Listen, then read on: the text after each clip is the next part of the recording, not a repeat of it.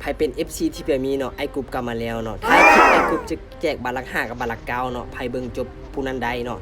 คลิปนี้ไอเวลชีพ4เนาะมาเฮ็ดภารกิจเมืองนี้ทุกคนน่าจะฮู้ดีเมืองหยังแล้วทุกคนเนาะขั้นตอนแรกก็จะมาแบบเสี่ยงเนาะว่าจะรอดหรือจะตายก็บ่ฮู้คือกันทุกคนน่าจะบ่รอดเนาะแต่ก่อนอื่นเลยก็ไปถามภารกิจก่อนหลังจากนั้นก็มากันก่อนเนาะบ่ซั่นเฮาบ่รอดได้เนาะไอ้ก็กันเป็นก79เด้อทุกคนเด้ออันนี้ก็ก79กันเลือดมันน้อยเนาะบ่ฮู้มันจะเด่นหรือจะตายมาลุ้นนำกันว่ามันจะรอดหรือมันตายเนาะอย่าลืมมาถ่ายคลิปเฮาแจกบาทละ9กับบาทละ5เด้อใครเบิ่งจบผู้นั้นได้เนาะ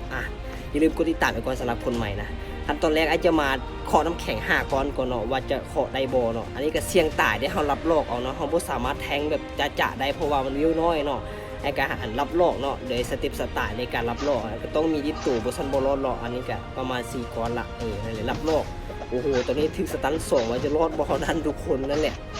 แต่มันก็รอดเนาะเลือดก็เกือบตายนี่แหละมันลุ้นทุกคนโอเคต่อมาเฮาก็ไปต่อเนาะตัวนี้ก็ถือบอกอีกแล้ว2ตัวบ่ฮู้ว่าจะรอดจังได๋เนาะใครอยากให้เฮ็ดคลิปแบบใดอยากให้แจกรหัสบอกเมนบอกเดี๋ยวจะแจกให้เด้ออันนี้ก็จะมาต่ำเทียเนาะแล้วก็ EP นี้โอเคมันจะอยากไว้หน่อยนึงเพราะว่าอาจจะพากเอานะทุกคนนั่นแหละอย่าลืมมาถ่ายคลิปเฮาแจกบาทละ9เนาะใครอยากได้หรือบัตรหาเมนบอกนำก่อนอื่นกดติดตามไปก่อนได้บ่เห็นหน้ากันโดนน่าจะเจอไอ้กรุ๊ปดีเนาะชื่อว่าไอ้กรุ๊ปเด้อครั้งนี้มาเวอร์ซันไอ้กรุ๊ปเนาะ